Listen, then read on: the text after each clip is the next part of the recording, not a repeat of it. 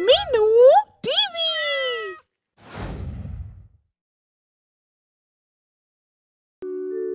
तीन जादुई अलमारियां। एक समय की बात है। विजालपुर नाम के गांव में श्याम सेठ अपनी पत्नी राधा और अपने 3 बेटों के साथ रहा करता था। श्याम सेठ की एक बड़ी सी कपड़ों की दुकान थी।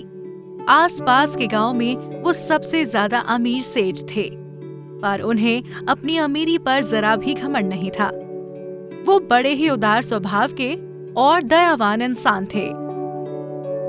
सेठ जी, क्या हम अंदर आ सकते हैं? हाँ, जरूर जरूर आइए। बताइए, मैं आपकी क्या मदद कर सकता हूँ? सेठ जी, हम पास ही के गांव से आए हैं। हमारे गांव में बहुत ज्यादा बारिश हो जाने की वजह से हम सब बर्बाद हो गए हैं। अगर आपके पास हमारे लिए कुछ काम हो तो हम सब आपके आभारी रहेंगे। देने वाला तो ऊपर वाला है। आप सब कल से यहाँ मेरी दुकान पर आ जाइएगा, आपको काम मिल जाएगा। और ये कुछ कपड़े भी ले जाइए आपके गांव वालों के लिए। लोग सच ही कहते हैं, आप बड़े दयावान हैं। शुक्रिया सेठ जी। और गांव वाले कपड़े लेकर खुशी खुशी चले जाते हैं। सेठ जी का मुंशी, जो उनका अच्छा दोस्त भी था, वो उनके पास आता है और कहता है, सेठ जी, आप बुरा न माने तो एक सवाल पूछूं आपसे? हाँ, पूछो पूछो। आप सबकी इतनी मदद करते हैं, फिर भी आपके पास कभी धन की और कपड़े की कमी नहीं होती। इसका राज क्या है? मुंशी, मेरे पास है जादुई अलमारियां। वक्त आने पर तुम्हें सब पता चल जाएगा। ठीक है सेठ जी, जैसा आप कहें। धीरे धीरे श्याम सेठ के बेटे भी बड़े होते गए और श्याम सेठ उन्हें भी अपने साथ दुकान पर ले जाते थे, जैसे वो आगे चलकर सबकी मदद कर सकें और एक अच्छे इंसान बने। पर वो अभी तक अपने पिताजी की बातों को समझे नहीं थे। अजय, तुम अच्छे से काम नहीं कर सकते? ये कैसे काम कर रहे हो? तुम कौन होते हो मुझे बताने वाले? ये दुकान मेरी भी उतनी ही है जितनी तुम्हारी। तुम मेरे सेठ नहीं हो, समझे? दुकान किसी अकेले की नहीं है, इसमें हम तीनों का हिस्सा है। मुझे पता है, तुम दोनों की नजर हमेशा ही दुकान पर रहती है कि कब ये हमारे नाम हो जाए। हाँ, जैसे तुम तो कभी इस बारे में सोचते ही नहीं। मुझे तो तुम दोनों पर भरोसा ही नहीं, ना जाने कब ये सब अपने नाम कर लो। तीनों भाइयों में आपसी प्यार खत्म होने लगा था। वो केवल अपने पिताजी के बड़े से दुकान के मालिक बनना चाहते थे। ये सब देखकर श्याम सेठ और उनकी पत्नी बहुत दुखी हो गए थे। पता नहीं क्या हो गया है आजकल की पीढ़ी को, उन्हें पैसों के आगे कुछ दिखता ही नहीं। शायद मेरी परवरिश में ही कोई कमी रह गई होगी, तभी तो हमारे बेटे इस तरह बर्ताव कर रहे हैं। इसमें तुम्हारी नहीं, उनकी समझ की गलती है राधा। और तुम चिंता मत करो, मैं उन्हें साथ रहने का और परिवार का मतलब समझा कर ही रहूंगा। पर वो आप कैसे करेंगे जी? तुम्हें याद नहीं हमारी 3 जादुई अलमारियां? अरे हाँ, वो मैं कैसे भूल सकती हूँ जी। मुझे लगता है यही सही रहेगा। हाँ, अब जादुई अलमारियां ही उन्हें समझा सकती हैं। मैंने आज तुम तीनों को यहाँ एक बहुत जरूरी बात के लिए बुलाया है। हाँ, कहिए पिताजी। मैंने आज अपना सब कुछ तुम तीनों में बांटने का फैसला कर दिया है। मैंने देखा है कि तुम तीनों की आपस में जरा भी नहीं बनती। यही सही रहेगा पिताजी, हम तीनों एक साथ बिल्कुल भी नहीं रह सकते।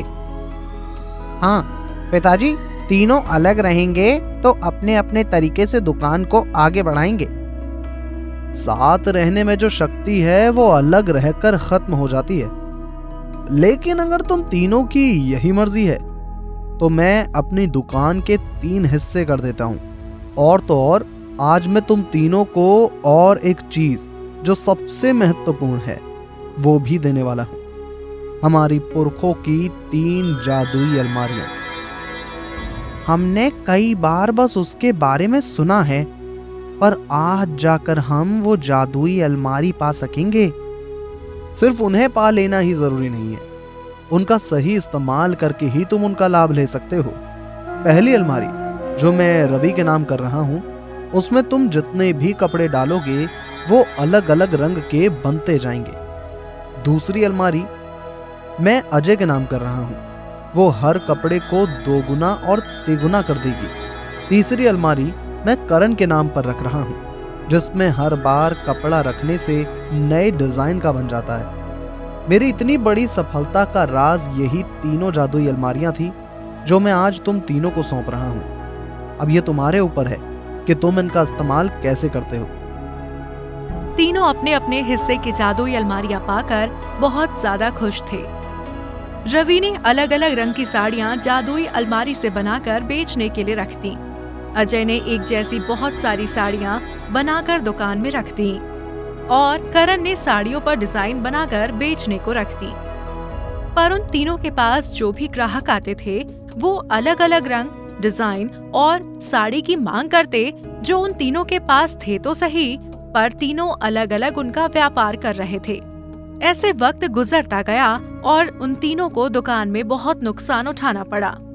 मैंने सेठ जी से कई बार इन जादुई अलमारियों के बारे में पूछा था और उन्होंने मुझे हमेशा सही वक्त का इंतजार करने को कहा। आज समझ आ रहा है कि वो तीनों जादुई अलमारियां एकता का प्रतीक है। उन्हें अगर अलग अलग कर दिया जाए तो उनका जादू किसी काम नहीं आता। तुम तीनों ने अलग अलग काम करके देख लिया, अब एक बार साथ मिलकर काम भी करके देख लो। मुंशी जी की बात सुनकर तीनों ने अपने दुकान साथ कर लिए। अब उनके पास हर रंग की, हर डिजाइन की और ढेर सारी साड़ियां मौजूद थीं, जिनसे साड़ी ग्राहकों में उनका बहुत नाम हो गया और उन्होंने दिन दोगुनी रात चौगुनी तरक्की कर ली। हमें समझ आ गया पिताजी कि असली जादू साथ में रहने में ही है।